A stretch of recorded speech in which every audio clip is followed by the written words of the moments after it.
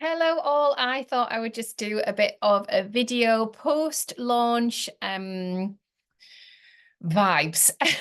I'm just going to say that it's been a lot. It's been a lot. And I wanted to share some of the strategy as to why I've made the decisions that I have with Sparkle and Substack, and what my thoughts are around that. And so some of this I think will be relatable to some of you, and for some of you, you will feel differently, and that is absolutely fine. And I want to be true to myself. I want to be true to my North Star always. And so I can only express how I was feeling and what felt important to me in terms of how I grow my Substack joyfully and sustainably. And that is really all I want to do. I absolutely love the platform. I've been here 2.5 years now, and I have a wonderful time, writing, hosting membership calls, hosting community, hosting chat threads, hosting challenges, really unlocking ways that we can be creative and stay creative on the platform. I am strategic. I do love strategy and I do love leaning into experiments. So it has seen me grow really, really well on the platform. And it's also seen me know how to stop the growth. So this is probably the first point where you might be kind of thinking, well, why would you want to stop growth? Like what would be the reasoning behind that? And so I just need to be really frank with you around that, that it's a personal thing, right? So my daughter is about to turn 4, and since being pregnant with her, I had this new shift of focus around what I could potentially do online that was going to increase my income stream. So I have 9 income streams, and also lean into this space of being an entrepreneur. So I've been an entrepreneur for 4 years. That's it, like 4 years in my whole career, and I'm 43 now. So there's something in being able to hold what I have created and made possible, and reflect on it without it kind of taking me off in a direction I didn't mean to go. So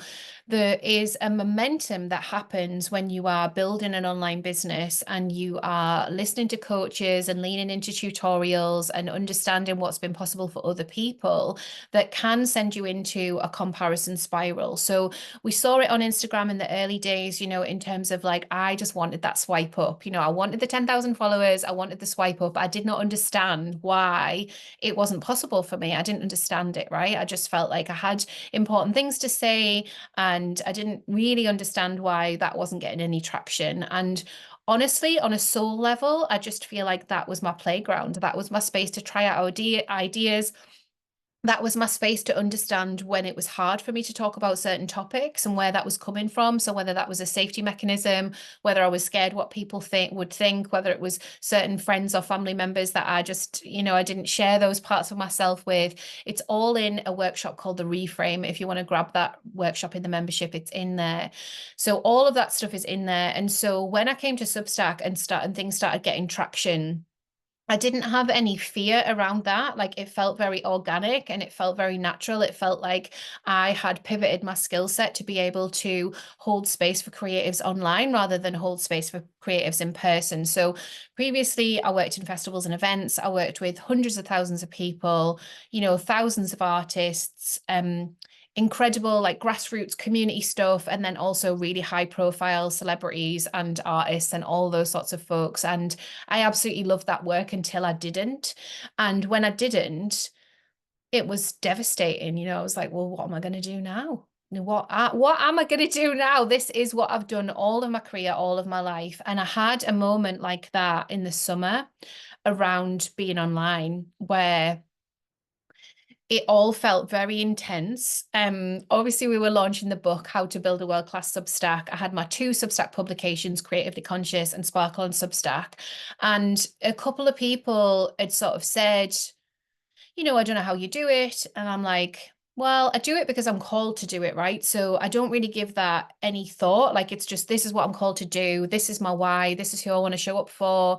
This is the stuff that I want to put out in the world. This is how the income side of it's going to work. So I'm just very called and I'm very strategic. And then the momentum of having put out the work that I'd put out was hitting a snowball point that was becoming an avalanche, right? And so I am stood there at the bottom of the mountain watching an avalanche go over here, an avalanche go over here, you know, huge big snowballs gaining momentum.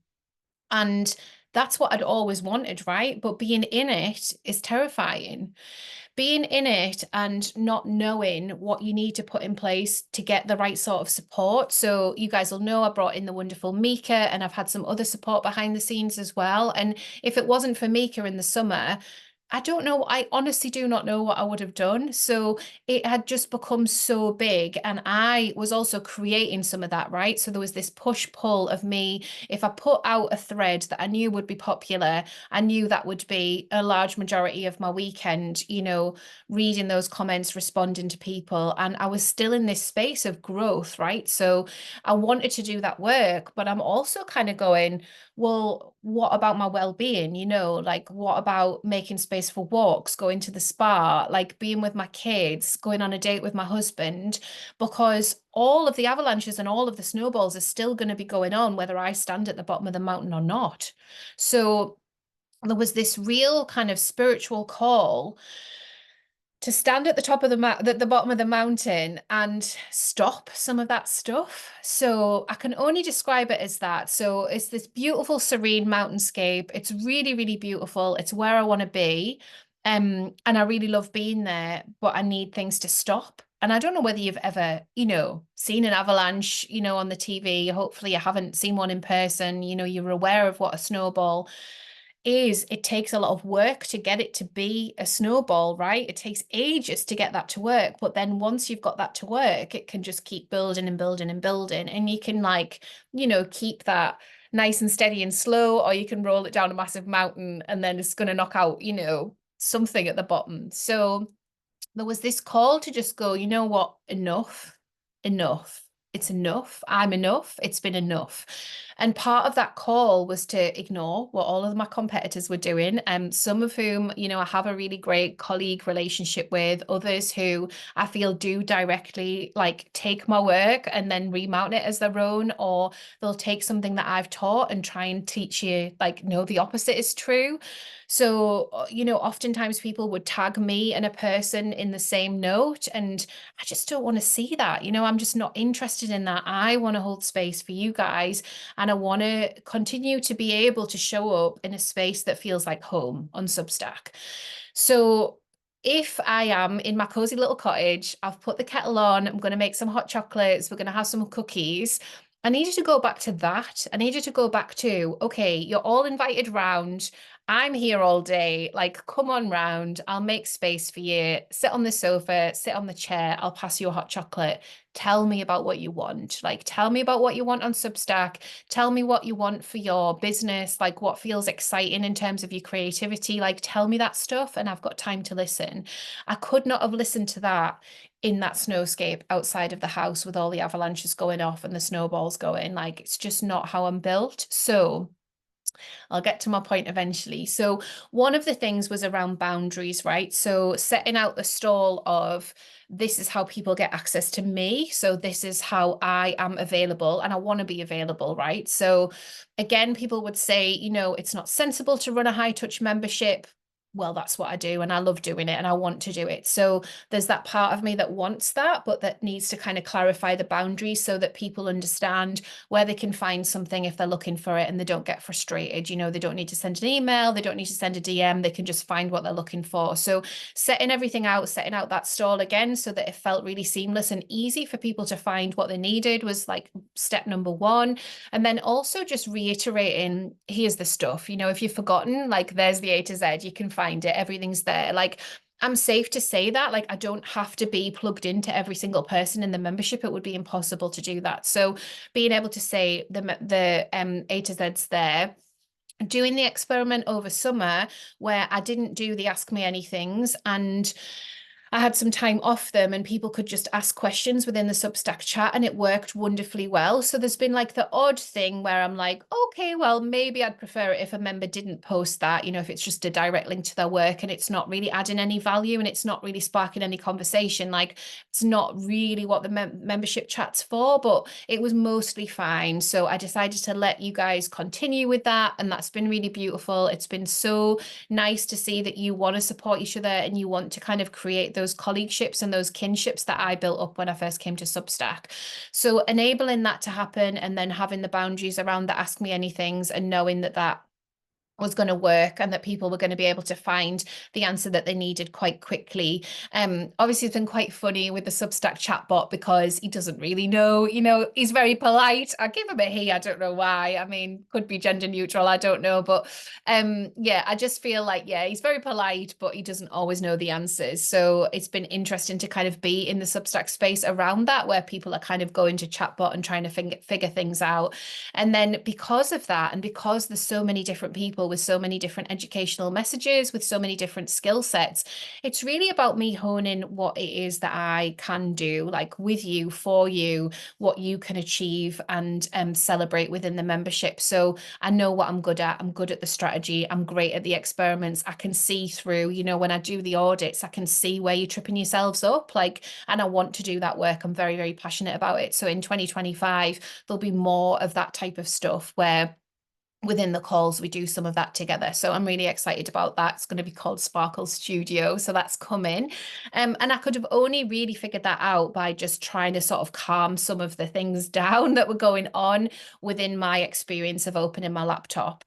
So the other thing that I've been asked about, and I want to be really transparent about this, is turning off the monthly option. So my language around turning off the monthly option, it's not physically possible to turn off the monthly option, but what you can do is make that monthly the same price as the annual. So when someone is looking at that subscription page, the idea is that they see, okay, like I get access to all of this for a month, or for the year, it's not that much more and I can pay for a whole year. So my prices, and there isn't anybody else doing this, it's £95 for the month, or it's 145 for the year. And anybody that joined, you know, when the 2024 prices were what they were, will be in at that price, you know, whether you joined on a Substack boost or you joined on a sale or you joined, you know, however you joined, that'll be your price. You can within Substack set prices they're only valid for a year, so you have to kind of watch out for that if you do any price hikes within your membership. So my plan is to make sure that I look after those people and make sure that if they want to continue, that they can continue at the original price, because it feels important to me that I can make this space a space that they feel is affordable to them.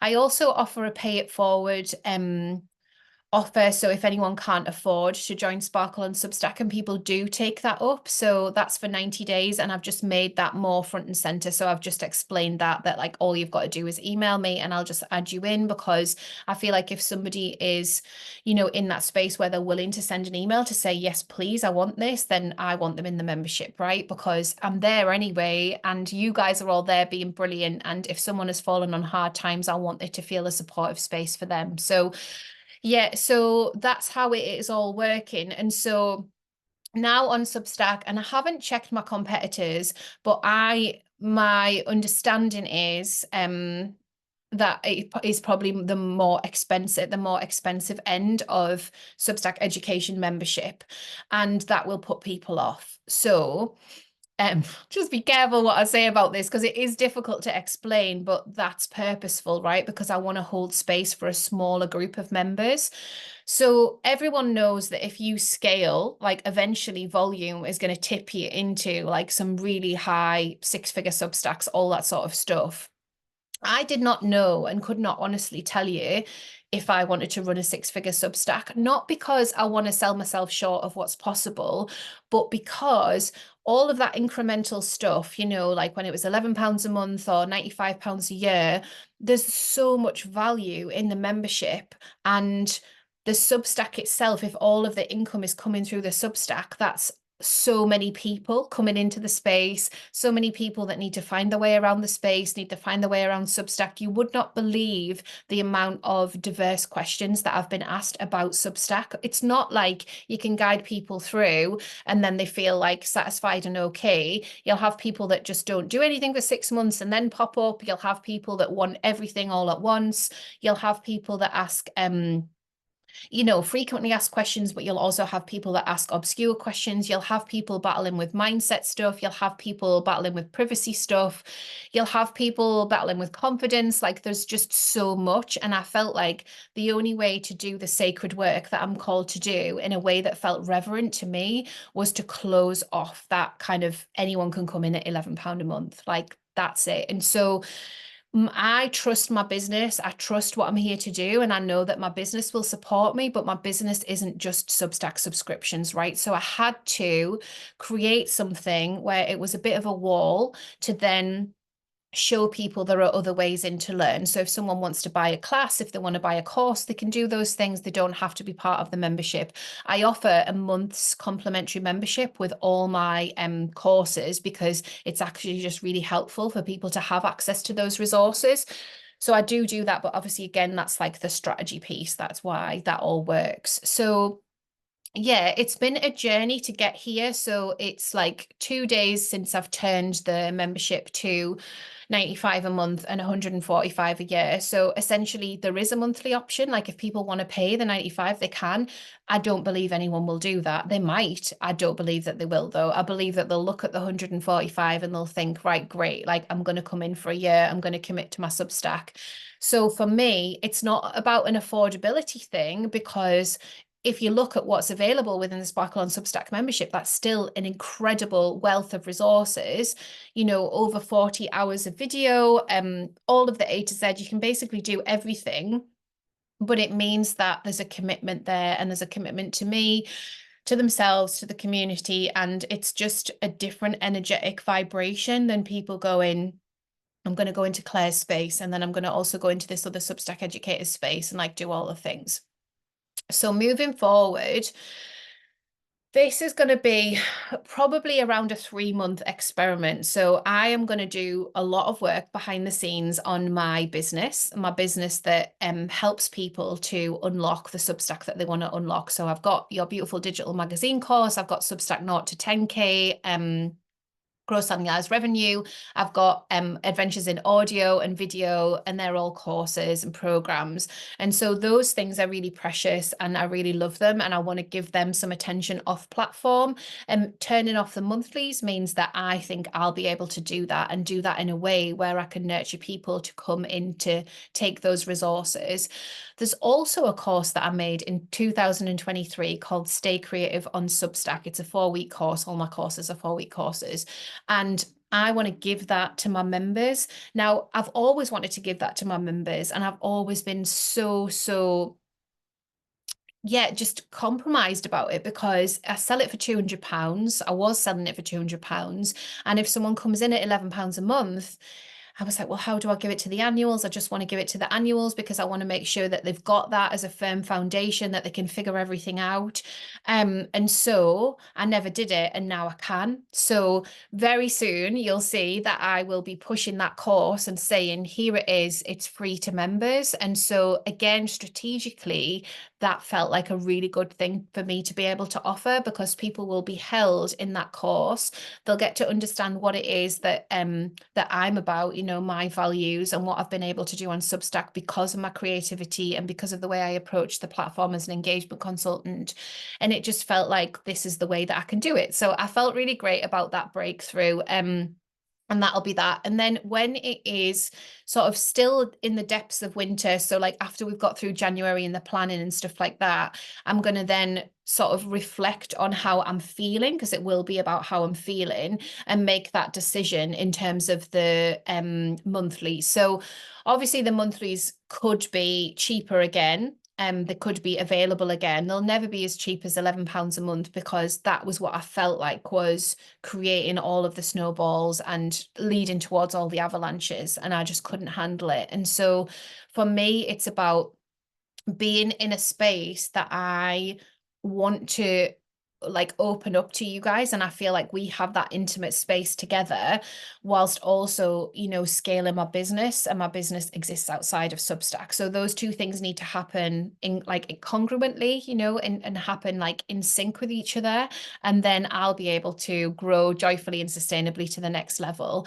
I do not think that I would have been okay if I'd kept going the way that I was going with the active service stuff that I do for free, with the monthlies coming in and out, and with the annuals coming in and out, and then building the other parts of my business, because I'm only one person and the internet is loud and noisy, and you know, there's a lot to wrap your head around. When I first started, it was literally me and one other person that was teaching Substack, and my message was very unique, and their message was very unique, and I still, you know, massively respect that person, Sarah Fay. Like you guys know, I do reference her, and I do think she is absolutely brilliant at what she does, and she's given it 110%. You know, if you want to go to her and grow your Substack and you want to do it quickly, you're going to get that, right?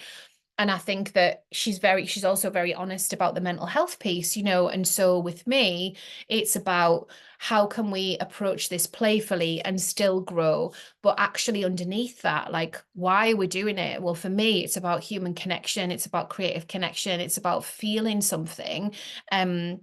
Feeling connected to all of you with your light on, feeling connected to all of your unique creativity. Like, it's a joy to do this work, like an absolute joy. Like when you guys tell me that you've hit bestseller, or you know, you've made your first 10,000, or you've got your first paid subscriber, like I can't explain how I feel. Like that you want to tell me that, it just feels so precious, and I want to hold you in all of that. But I also want to do the strategic business piece with you, and I can't do the strategic business piece with you if I can't do it for myself. So that's what I'm doing. And this is a very honest and vulnerable share. And I hope that it lands in the best possible way. And I hope that you still trust me with what I'm doing here. Like I trust myself 100%. And I'm very cautious about not letting those voices creep in, of people who say there's another way to do things. There are always a million and one ways to do things, but there's only one way to do things your way. And so that's what I want you to get to with your Substack experience, because it's not just a Substack experience, right? It's like you connecting to your innate creativity, and also you connecting to your business acumen outside of that. So without any more waffle from me, I want to end it there, and I want to say thank you for being with me. If you're relatively new here, you'll be like, wow, Claire's got a lot to say. If you've been here a while, I'm sure you'll understand, and it'll be actually quite comforting to you to take that permission slip for yourself. And I feel like there'll be something in there, hopefully, that you can take away to ask yourself how it's all feeling for you. And how you want it to feel. I know that energetically, when I was building and when everything was going like super, super, super well, it all just felt very, very joyful. You know, there was a couple of things along the way, but it felt very, very joyful. And then when this kind of bigger stuff started happening, it was like, maybe I need to push through. I've never really pushed through in my life, so why would I start now? So for me, I know my Substack will keep growing. I know my business will be successful, but I've got to give myself time to step back from the noise, to step back from the avalanches, to be in the cozy cottage with you guys, drinking the hot chocolate, taking stock, doing the work that is going to make the next piece of the puzzle sustainable. So thank you for listening. Thank you for being here. It means a lot. And if you've got any questions, I'll see you in the comments below.